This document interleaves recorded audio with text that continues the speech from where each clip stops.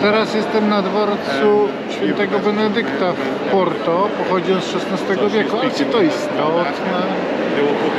Ale robi wrażenie azuliziu. To te obrazy tworzone z kafelek malowanych. Azuliziu. Próbuję to wymówić, tu Portugalczyk mi jeden uzmysławiał, jak to się wymawia, no niestety, azuliziu. Porto przywitało mnie deszczem, nie jakimś wielkim, taki kapuśniaczek, ale jednak jakby kierunkuje cały temat pobytu w tym mieście. Będziemy mówić o Porto jako winiaku, wzmacnianym winie, z czego się bierze i jak. Bo o Porto już tak naprawdę powiedziano w internetach wszystko, możecie się tam dowiedzieć. A o tym Porto winie, no, można trochę inaczej. Plecak niosę tak na brzuchu i wam też sugeruję, kiedy będziecie zwiedzać i chodzić, eksplorować Porto, dlatego że no, Porto uchodzi za miasto kieszonkowców. Jest to drugie co do wielkości miasto Portugalii, ze względu na swoje śliczne położenie. Myślę, że pretenduje do miana pierwszego. Dlaczego? Dlatego, że samo Porto tu sobie za chwilę wam oczywiście pokażę. Jest piękne, natomiast będąc w drugiej części, uchodzący za drugą jej część Vila Nova de Gaia,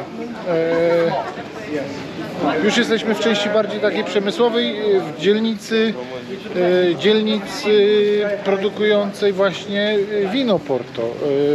Nazywam to dzielnicą dlatego, że Nowa Vila Nova de Gaia należy do dystryktu Porto, do ogromnego dystryktu Porto, natomiast jako twór administracyjny jest to samodzielnie funkcjonujące miasto. O tym winie Porto. Wino Porto, winiak jak gdyby wzmacniany, jego zawartość alkoholu to 19 do 21%, czyli dużo więcej niż normalne wino.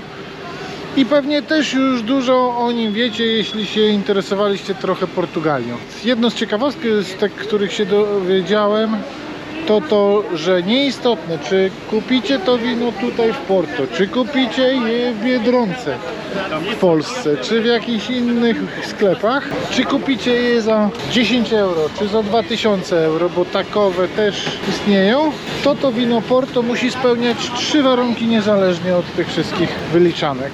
Mianowicie musi być produkowane z winogron rosnących w dolinie rzeki Douro, musi być doprawiane spirytusem Aquaverde i musi być leżakowane w beczkach dębowych.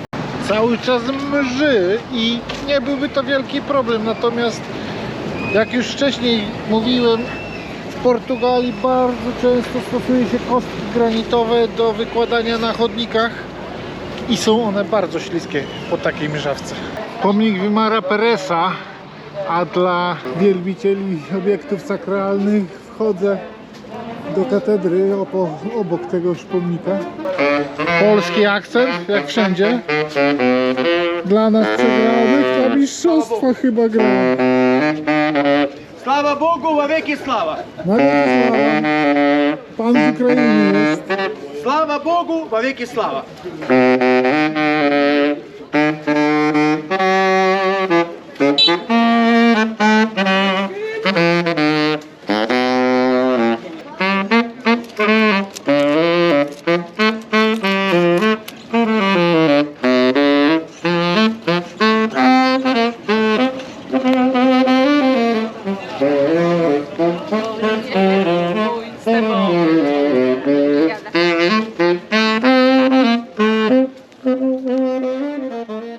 Katedra Sé w Porto to jedna z najważniejszych świątyni w Porto, a przy okazji też jedna z najstarszych.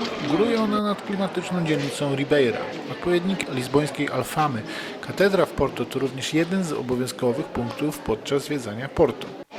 Przeplatają się w niej różne style architektoniczne, wspaniałe panele azulejos z bogatymi przykładami sztuki sakralnej. To właśnie w katedrze Sé w Porto odbyły się również ważne wydarzenia w historii Portugalii, jak na przykład ślub króla Jana z Filipą Lancaster. Historia katedry w Porto sięga początków XII wieku, a dokładnie okolic roku 1110, kiedy to ówczesny biskup Porto, Hugon, miał zlecić budowę w mieście pierwszej katedry romańskiej.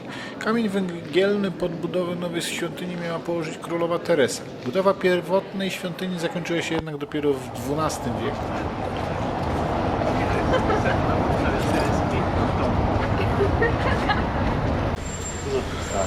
Zauważacie różnicę? Na szlaku portugalskim znaki są żółte, strzałki żółte i Żółty jest ten Jakubowy, a niebieski do Fatimy.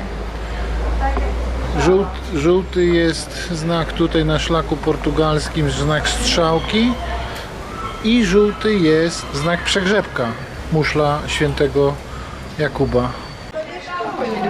Cały czas wąskie ulice Porto, ale to jeszcze ta część położona na północnym brzegu rzeki Douro. The river name is Douro, ależ ma to klimat. No jak w tych wszystkich krajach południowych, czy w słonecznej Italii, czy Hiszpanii. A tam to co widzicie to południowy brzeg rzeki Douro i Vila Nova de Gaia, producenci Porto i ich piwniczki. Do jednej z nich zajdę, napiję się. Niedużo, bo Porto jest jednak winiakiem słodkim. No, a ja słodkiego to nie za bardzo.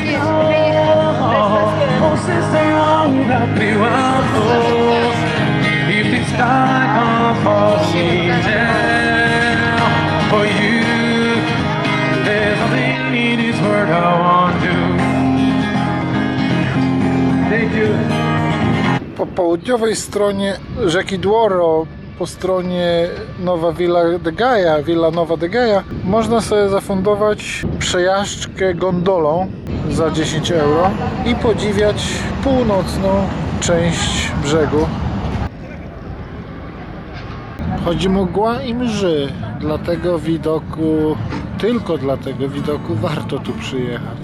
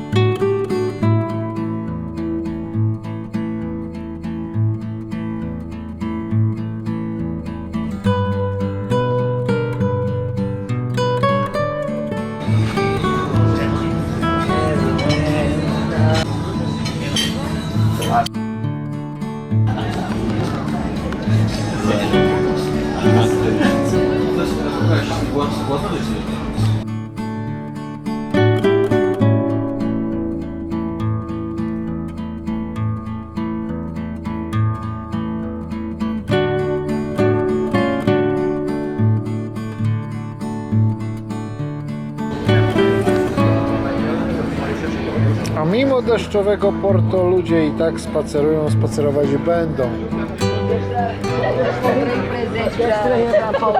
Zanim jednak popłynę w rejs po rzece Douro, zanim wypiję Porto w piwnicy producenta, to napiję się wina czerwonego, wytrawnego, zalecanego przez mojego kardiologa. Motyw kardiologa w każdej podróży być musi. Wino wzmaga apetyt i zamówiłem narodowe danie Portugalczyków, narodowe pochodzące z Francji, nazwane francesinha. Być tutaj i tego nie skosztować to jest niedopatrzenie, co najmniej nie mówiąc grzech. Jest to złożone danie z 2 tostów zapiekanych w serze, w zupie pomidorowej, jakieś wrażenia późniejsze powiem wam, więc mój towarzysz podróży zamówił bacalhau. Bacalhau to taki dorsz zapiekany w cieście z warzywami. No, wygląda przepysznie. Do tego frytki. Frytki chyba wspólne są.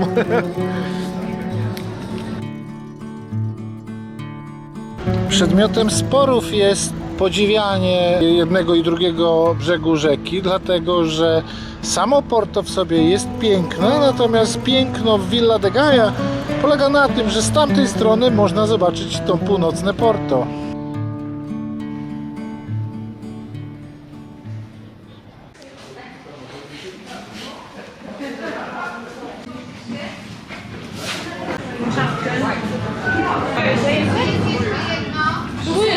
Tak jak wam obiecałem, jest rejs statkiem po Huelve, Pałac Biskupi, Ocamp. Most zaprojektowany przez ucznia Gustawa Eiffla. My już po spożyciu poczęstunkowego Porto, więc głupoty gadamy. Zapraszam na rejs. Dziękuję.